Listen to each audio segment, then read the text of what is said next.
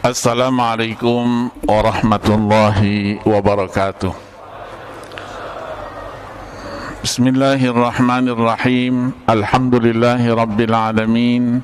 Wassalatu wassalamu ala ashrafil anbiya'i wal mursalin Sayyidina Muhammadin wa ala alihi wa sahbihi ajma'in. Amma ba'du. Bapak-bapak dan ibu-ibu sidang jamaah tarawih Masjid Raya Bintaro yang berbahagia, alhamdulillah berkat rahmat Allah Subhanahu wa taala, hari ini kita telah menyelesaikan separuh dari perjalanan ibadah puasa kita di bulan suci Ramadan. Mudah-mudahan seluruh rangkaian amal ibadah yang telah kita laksanakan diterima serta mendapatkan berkah dan ridha dari Allah Subhanahu wa ta'ala.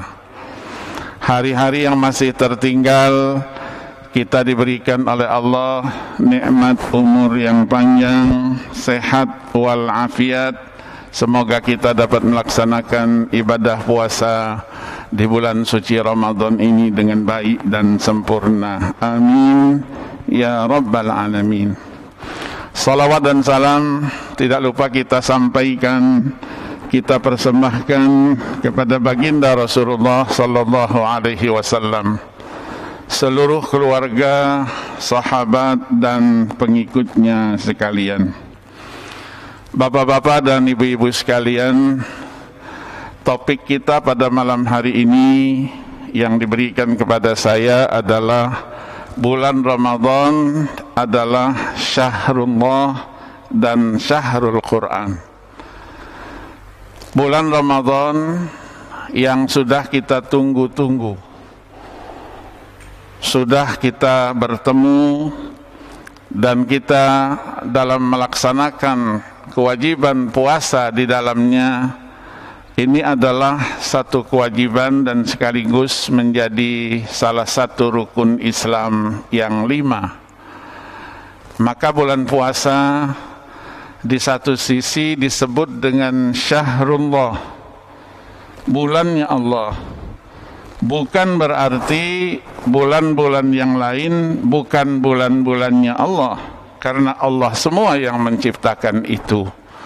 Tetapi di dalam bulan Ramadan, Allah Subhanahu wa ta'ala menunjukkan jati dirinya, zatnya yang maha mulia dan maha segalanya, berbuat untuk hamba-hambanya yang beriman dan bertakwa kepadanya.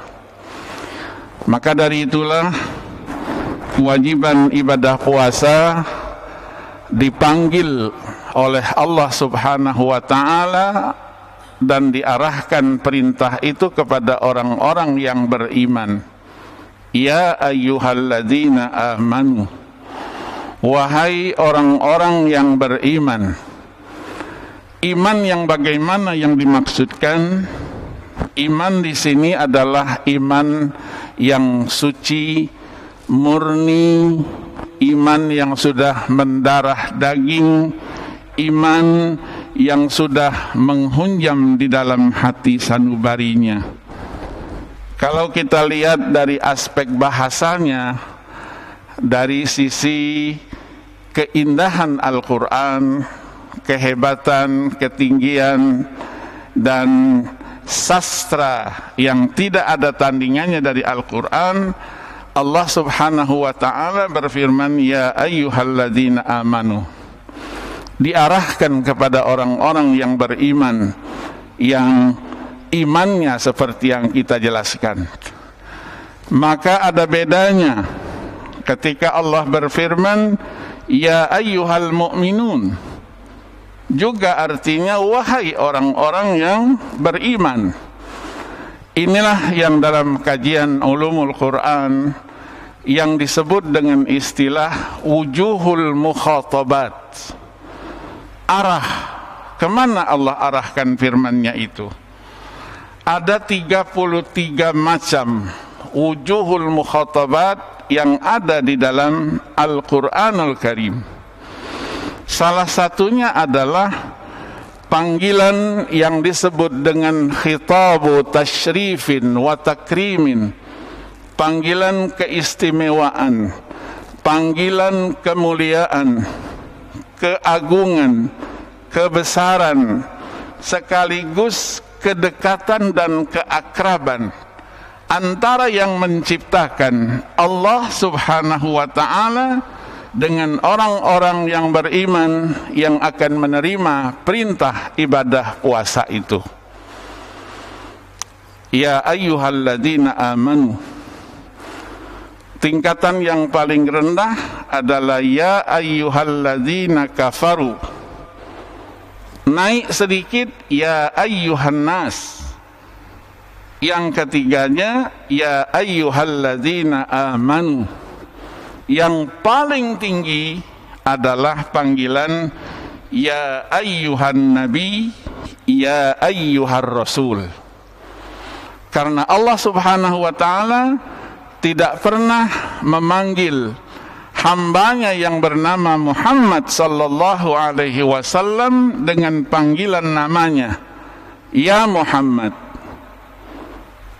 Nama Muhammad sallallahu alaihi wasallam ada di dalam Al-Quran dan bahkan menjadi nama dari salah satu surat Al-Quran dari 114 surat yang ada. Ini menunjukkan betapa mulianya hambanya yang bernama Muhammad sallallahu alaihi wasallam. Maka dari itulah para ulama mengatakan, kenapa kita masih saja memperdebatkan ketika kita membaca salawat, apakah perlu ditambah sayyidina atau tidak?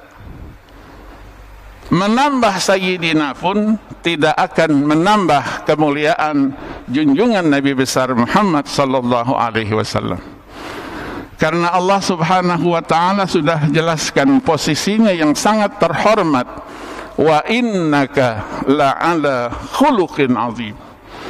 Sungguh engkau ya Muhammad betul-betul berada dalam posisi memiliki akhlak budi pekerti yang mulia.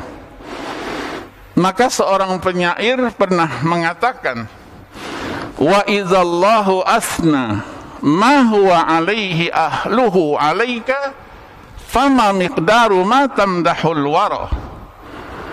Kalau Allah sudah memberikan satu predikat yang demikian rupa kepadamu, pertanyaannya, di manakah posisi pujian-pujian yang disampaikan oleh umat manusia? Perintah yang ada di dalam ayat 183 isinya adalah perintah puasa. Kutiba alaikumus syiyam. Disinilah Allah Subhanahu wa ta'ala menjelaskan jati dirinya yang tidak menyebutkan namanya.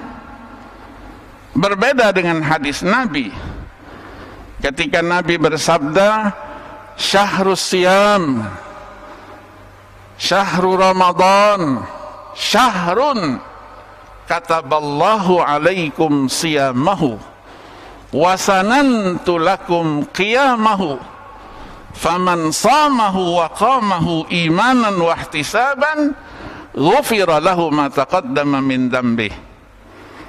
Dalam hadis jelas bulan ini bulan di mana Allah mewajibkan kepada kamu berpuasa. Aku menganjurkan kepada kalian untuk menghidupkan malamnya dengan qiyamul lail. Barang siapa yang berpuasa menghidupkan malamnya dengan penuh keimanan, semata-mata mengharapkan pahala dan ganjaran dari Allah Subhanahu wa ta'ala, ghufira lahu ma taqaddama min dhanbi. Dijamin oleh Allah untuk diampunkan dosa-dosanya yang lalu. Tetapi di dalam ayat Al-Quran Allah tidak berfirman, ya ayyuhalladzina amanu kataballahu alaikumus syiyam. tapi kutiba alaikumusiyam, diwajibkan atas kamu berpuasa. Siapa yang mewajibkan kalian? Jawabnya adalah yang memanggil kalian dengan panggilan kehormatan, kemuliaan, kedekatan, keakraban, kebesaran, keagungan Allah subhanahu wa ta'ala. Dijelaskan pula bahwa ibadah yang diwajibkan itu adalah ibadah, bukan ibadah baru, tapi sudah ada pada masa-masa sebelumnya. Tujuannya apa? Jelas, la'allakum tattaqun, supaya kamu menjadi orang-orang yang bertakwa, agar kamu menjadi orang-orang yang bertakwa. Bukan semoga kamu menjadi orang yang bertakwa, juga bukan mudah-mudahan kamu menjadi orang yang bertakwa. Inilah jaminan dari Allah subhanahu wa ta'ala. Maka bulan Ramadan adalah syahrullah, Allah yang punya.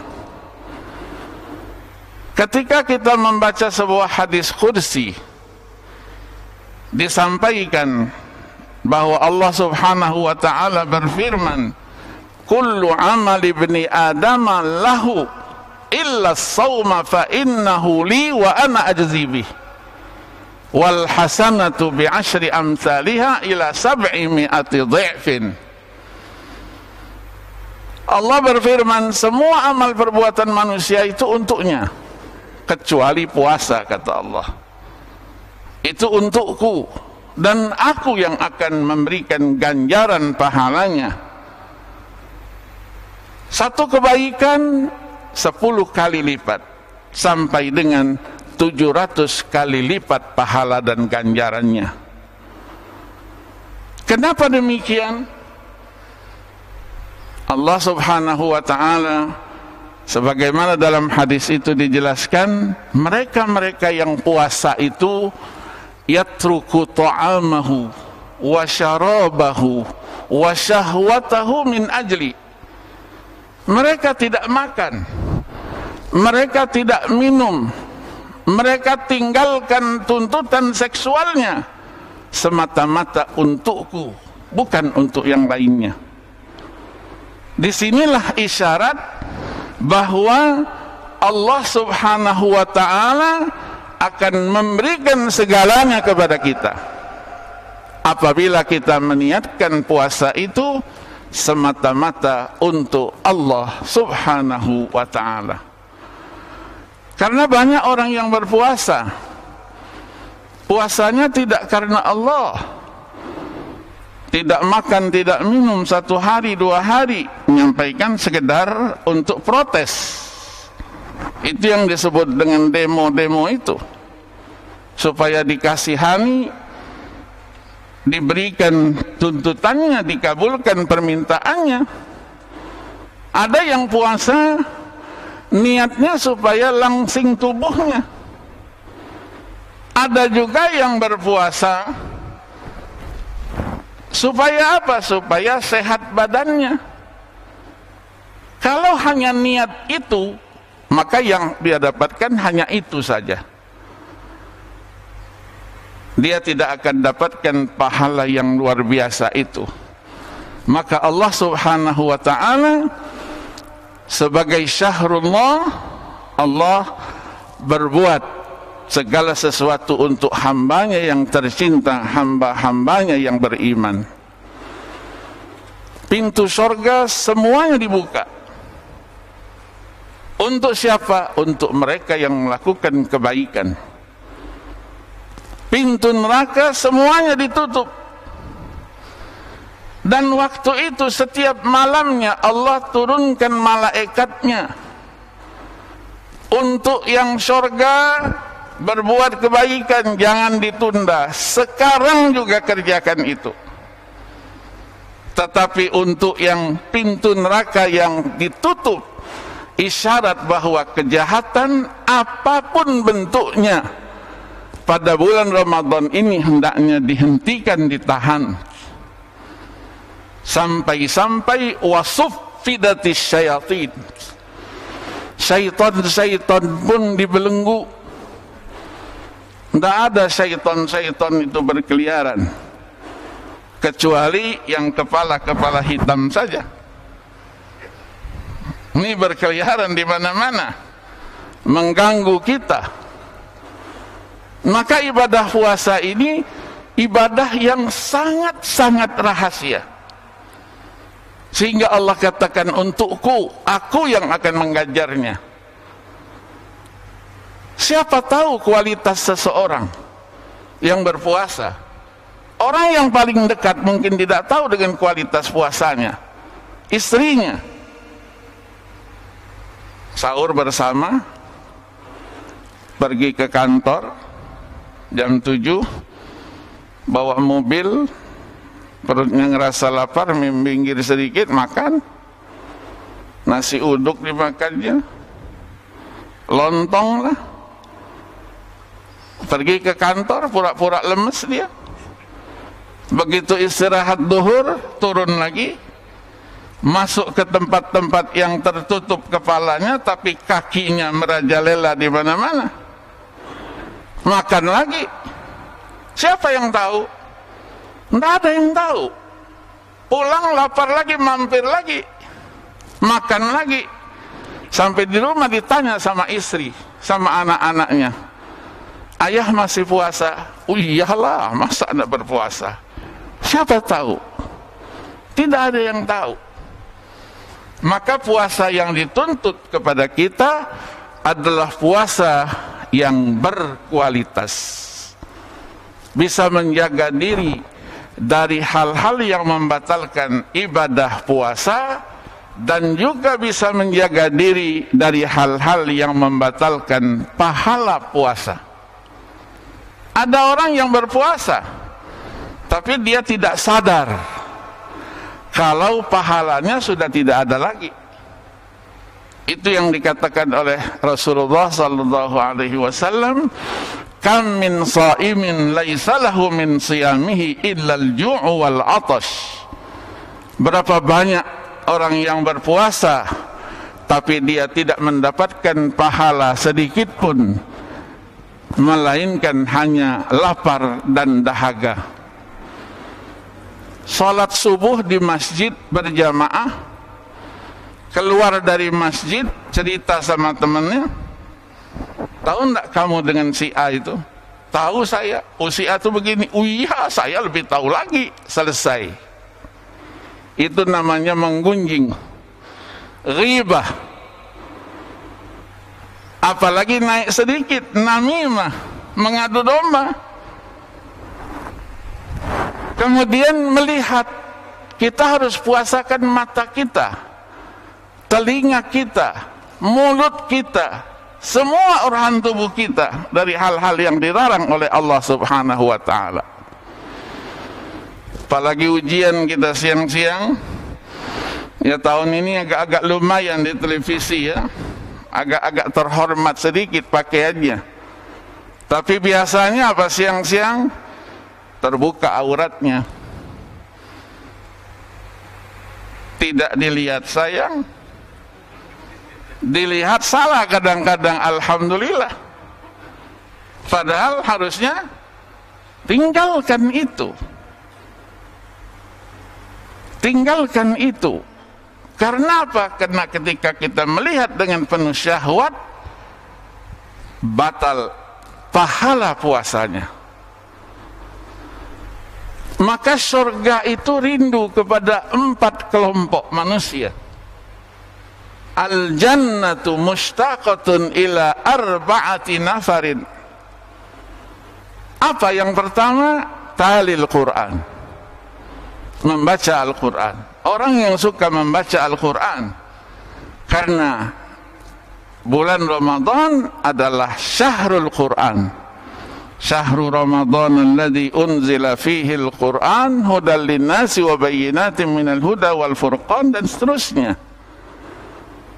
Kita baca Al-Quran Kalau pada bulan-bulan lain mungkin berat kita dengan segala ujiannya, tapi pada bulan Ramadan, ayo, mari kita dekatkan diri kita dengan Al-Quran. Kita bawa Al-Quran, kita baca Al-Quran. Yang kedua apa? Hafizil lisan. Orang yang bisa memelihara lidahnya. Yang ketiga, mut'imil ji'an.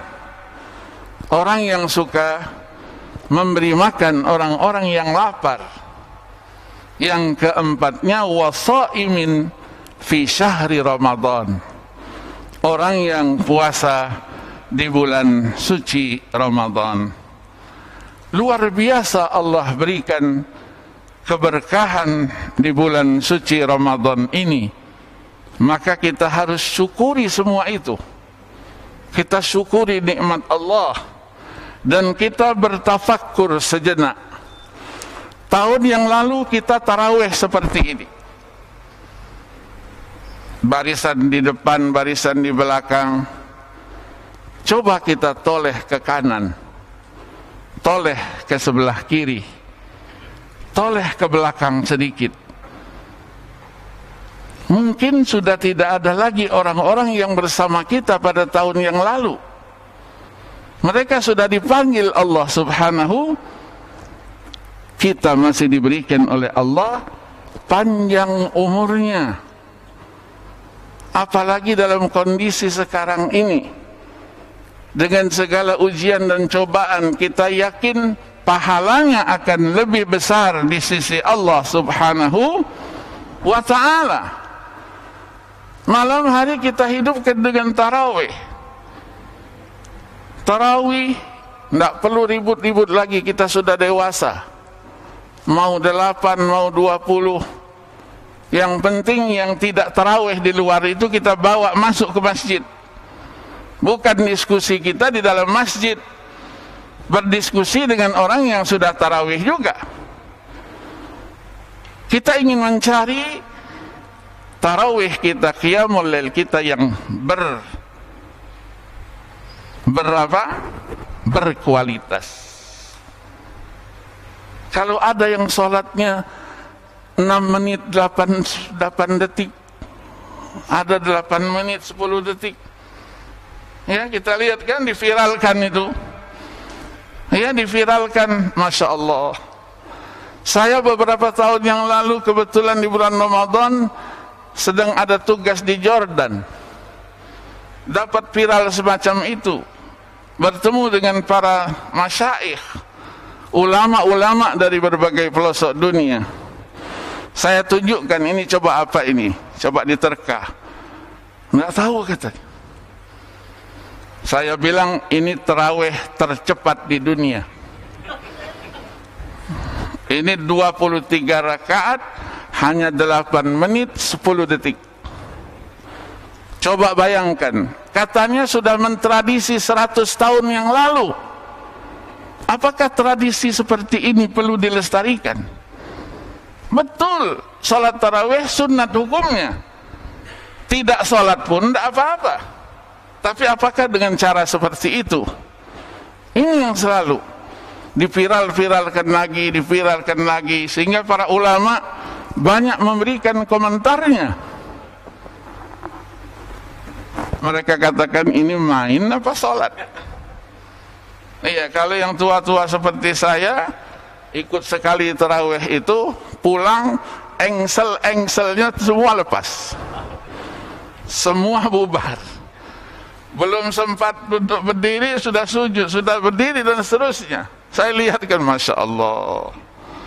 Ya, kita tidak mau seperti itu, tapi mari kita puasa kita dengan kualitasnya, tarawihnya dengan kualitasnya.